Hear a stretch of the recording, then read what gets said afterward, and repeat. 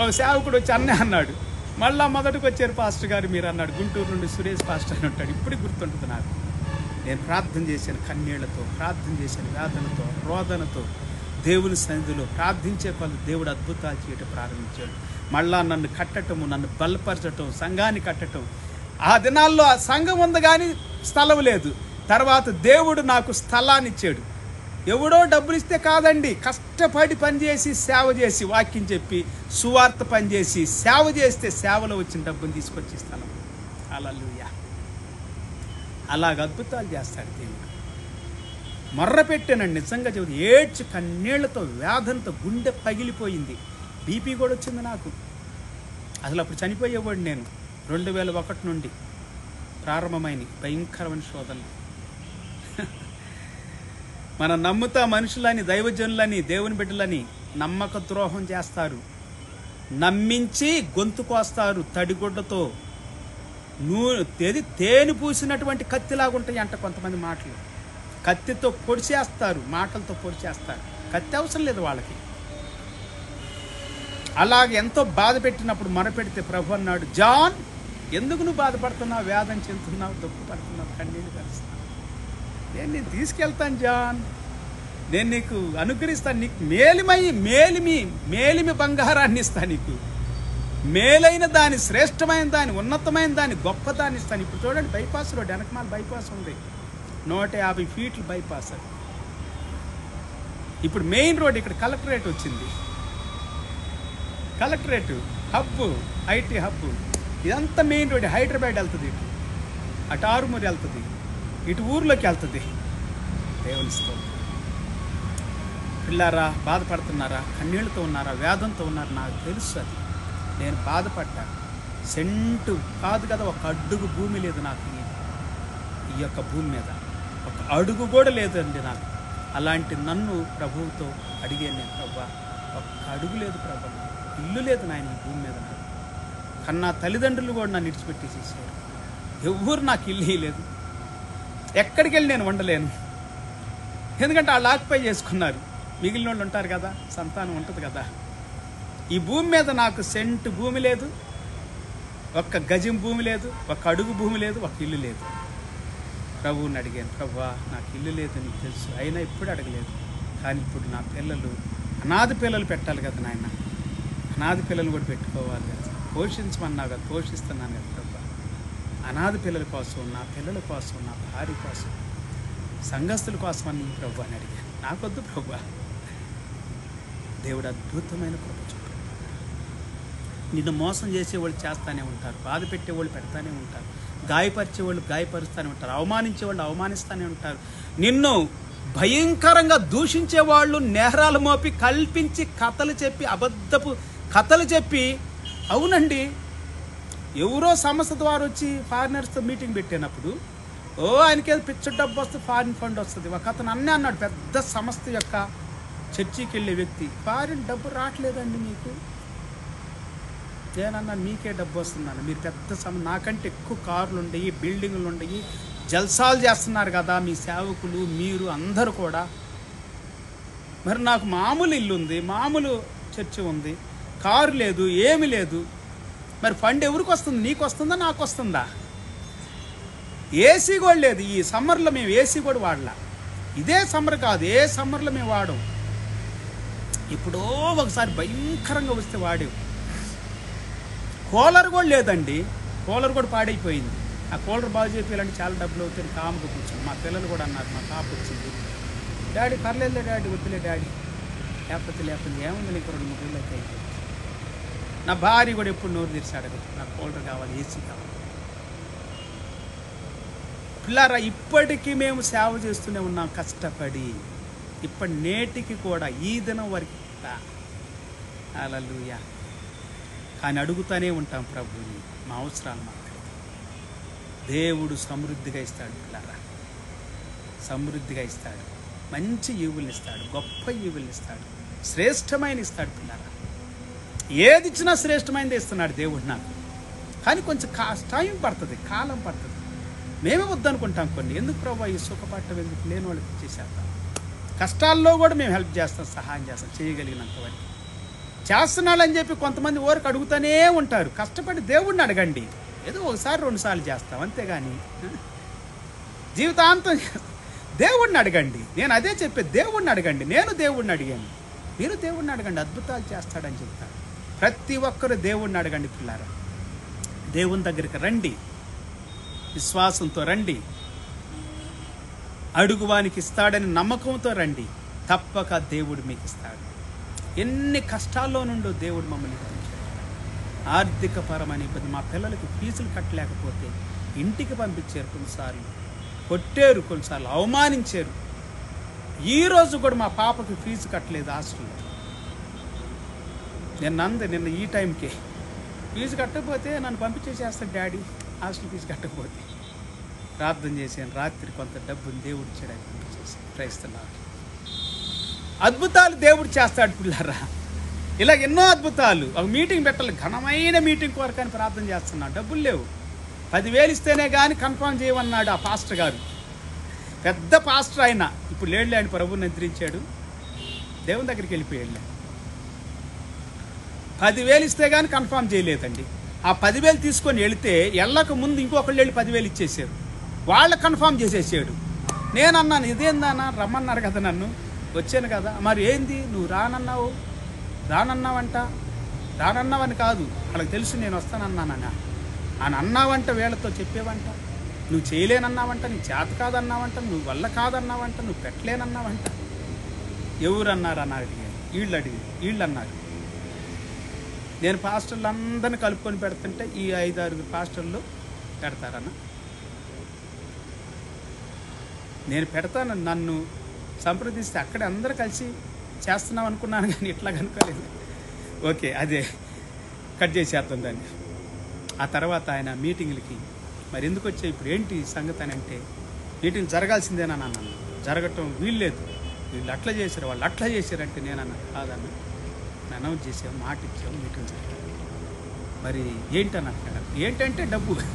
వాడు మళ్ళీ 10,000 రూపాయలు తీసుకెళ్ళి ఆ 10,000 కొరకు నేను కాదు, అప్పటి వరకు నాకు అందల ఈ రాత్రి వరకు డబ్బులు అందల.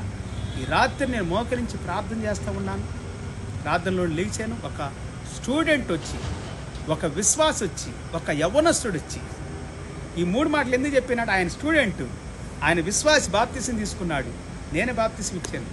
యవనస్తుడు, జీలు కలిగిన వాడు, భారం కలిగిన వాడు, బాధ్యత కలిగిన వాడు, అంకుల్ ఇది కాలేజీ ఫీజు, ఈ డబ్బులు మీ దగ్గర ఉంచండి, 7,500 అలా చేతులు పెట్టి. నేను ఆశ్చర్యపోయాను, ప్రార్థిస్తున్నాను విశ్వాసంతో, కానీ ఇట్లా జరుగుతుంది అనుకాల. ఎక్కడి నీకు ఈ డబ్బులు అంటే, నాకు కాలేజీ ఫీజు అంట. అరే కాలేజీ ఫీజు ఎట్లాగయ్యానంటే,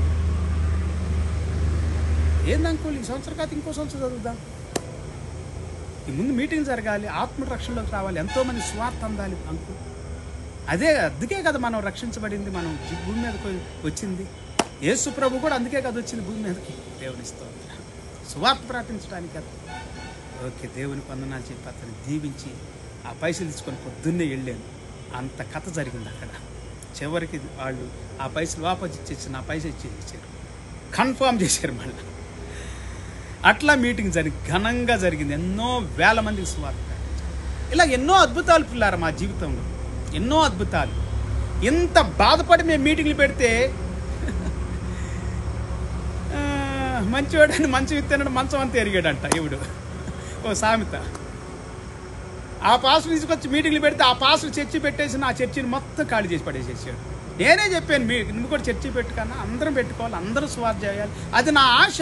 వెళ్ళిన ప్రతి స్థలంలో నేను ప్రార్థన చేస్తా, ప్రభువా ఈ స్థలంలో ఒక సేవకుని పంపించు, సువార్త ప్రకటిస్తా, కష్టపడతా, డబ్బులు ఖర్చు పెడతా, కానీ వేరే సువార్తికుడిని సేవకుని పంపించని కూడా ప్రార్థన చేసి వస్తా. చర్చి పెట్టాలి ప్రభువా ఇక్కడ.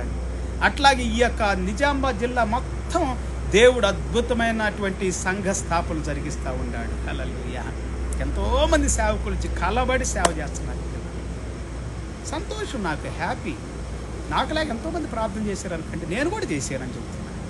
నేను కూడా ప్రార్థన చేశాను, సువార్త జరగాలి, సంఘాలు కట్టబడాలి, సేవకులు లేవనెత్తబడాలి, విశ్వాసులు బలపరచబడాలి, రక్షణ పొందాలి, పాపక్షమాపణ పొందాలి, విడుదల పొందాలి. ప్రార్థనలు చేయండి పిల్లారా, దేవుడు అద్భుతాలు చూస్తాడు, అద్భుతాలు చేస్తాడు. మీరు అద్భుతాలు చూస్తారు, ఆయన చేసిన అద్భుతాలు మీరు చూస్తారు. క్రైస్తవ మీ జీవితంలో, మీ కుటుంబాల్లో అద్భుతాలు చేస్తాడు. సంఘంలో పరిచర్యలు అద్భుతాలు చేస్తాడు. విశ్వాస జీవితంలో అద్భుతాలు చేస్తాడు. కష్టంలో, బాధల్లో, నిందల్లో, అవమానంలో, ఆకలి దప్పుకుల్లో, హింసల్లో, వేదనలో, రోధంలో ఉన్న మీ జీవితంలో అద్భుతాలు చేస్తాడు. కృంగిపోయి, కృషించిపోయి, వేసారిపోయి, విసుగు చెందిపోయి ఉన్నారా? ఒక అద్భుతం జరిగిపోయిద్దండి. హల్లెలూయా. ఒక వ్యక్తి ఈ విధంగా అన్నాడు, ఈరోజు చాలా కష్టమైనటువంటి రోజు, రేపు ఇంకా చాలా చాలా కష్టమైనటువంటి రోజు, కానీ ఎల్లుండి వస్తుంది చూడండి, చాలా అందమైన రోజు అని అన్నాడు. అని అంటాడు. కొంతమంది రేపు ఉదయం వరకు ఉంటారు, కానీ సాయంత్రం చనిపోతారు. ఆ కష్టాలు భరించలేక ఆత్మహత్య చేసుకొని చనిపోతారు. ఇలాగుండారు మనుషులు. ఎదురు చూడరు, వేచి ఉండరు అద్భుతాల కొరకు. ఏమవుతుందండి? అప్పుడు జరగకపోతే ఏమి? ఎప్పుడు జరగాలి అప్పుడు జరిగిస్తాడు కదా. ఏమవుతుంది? ఏం కాదు. ఓపికగా ఉండండి, సహనంతో ఉండండి. సహనము, ఓర్పు, విసుకక ప్రార్థన చేయండి అన్నాడు యేసుప్రభువారు. అందుకే లూకాసు వార్త 18వ అధ్యాయం 1 నుండి 10 వరకు మీరు చదువుకుంటే అద్భుతంగా విసుకక ప్రార్థన చేయండి, ఓపికతో ప్రార్థన చేయండి, విశ్వాసంతో ప్రార్థన చేయండి, నమ్మకంతో ప్రార్థన చేయండి, ఎదురు చూస్తా ప్రార్థన చేయండి. దేవుడు ఇస్తాడని నమ్మకంతో ముందే నమ్మి ప్రార్థన చేయండి. మీరు నమ్మిన ఎడల మీరు అడుగు వాటిని అన్నిటిని దేవుడు ఇస్తాడని మీరు నమ్మితే అవి మీకు దొరుకును అని అన్నాడు. ఎక్కడ? మార్కు సువార్త 11వ అధ్యాయం 23, 24, 25 వచనాల్లో కంటిన్యూ చేస్తే మీరు అడిగే ప్రతిదీ దేవుడు మీకు ఇస్తాడండి. విశ్వాసంతో ప్రార్థన చేయండి. అద్భుతాలు చూస్తారు మీ జీవితంలో, గొప్ప కార్యాలు చూస్తారు మీ జీవితంలో. దేవుడు అట్టి అద్భుతాలు, గొప్ప కార్యాలు మీ జీవితంలో జరిగించును గాక. జరగాలని నేను ప్రార్థిస్తూ ఉన్నాను. దేవుని కృప సమృద్ధిగా మీతో ఉండును గాక. ఆయన కృప ఐశ్వర్యము మీ అవసరాలన్నిటినీ తీర్చును గాక. కృప, మహాకృప కలిగినటువంటి వాడు దేవుడు. హల్లెలూయా. కృపైశ్వర్యం కలిగిన వాడని మనం చెప్తాం.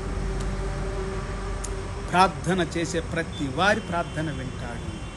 మీ ప్రార్థన వింటాడు. మీ కన్నీళ్ల ప్రార్థన వింటాడు. రోదనతో చేసే ప్రార్థన, వేదనతో చేసే ప్రార్థన వింటాడు. శ్రమలో, నిందల్లో, అవమానాల్లో ఉండి ప్రార్థన చేస్తున్నావా? దేవుడు వింటాడు. దేవుడు సహాయం చేస్తాడు. షడ్రక్, మేషక్, అబేద్నెగోలతో, దానియేలుతో దేవుడు ఉండాడు. సింహబోన్లో ఉండాడు, అగ్నిలో ఉండాడు, 7 అంతలుగా చేయబడిన అగ్ని. యోసేపుతో ఉండాడు దేవుడు చెరసాలలో. క్రైస్తవ చెరసాలలో అపోస్తులైనటువంటి పౌలు, శీల ప్రార్థన చేస్తూ ఉన్నారు, కీర్తనలు పాడుతూ ఉన్నారు.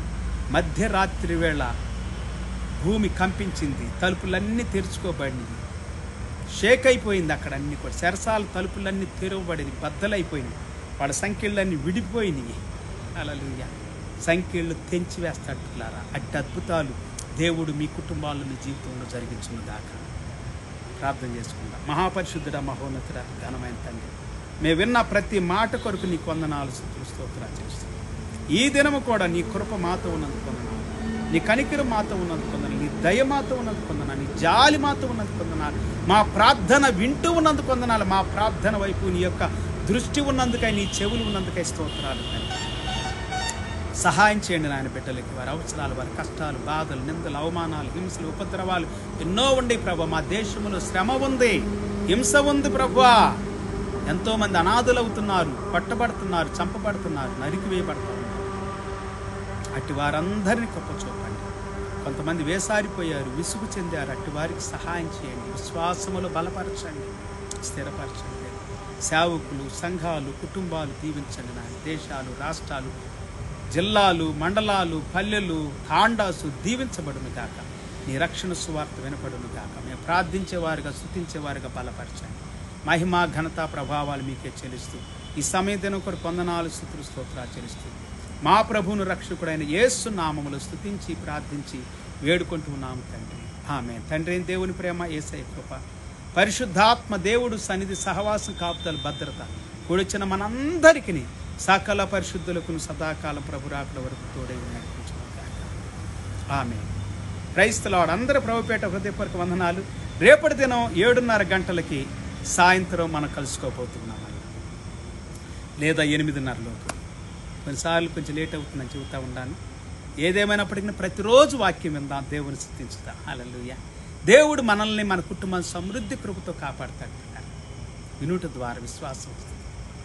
వినండి, సబ్స్క్రైబ్ చేసుకోండి, లైక్ చేయండి, షేర్ చేయండి. యూట్యూబ్లోకి వెళ్ళండి, జాన్ సమీల్ ముఖాలు కొట్టండి. సారీ. దేవుడు మీ కుటుంబాల్లో మీ జీవితాల్లో అద్భుతాలు చేయబోతున్నాడు. See you tomorrow by 7:30 p.m. Indian time. Until then, take care. Have a good day and wonderful day. May God bless you all richly, abundantly with heavenly, incredible blessings. God bless you all. Praise the Lord.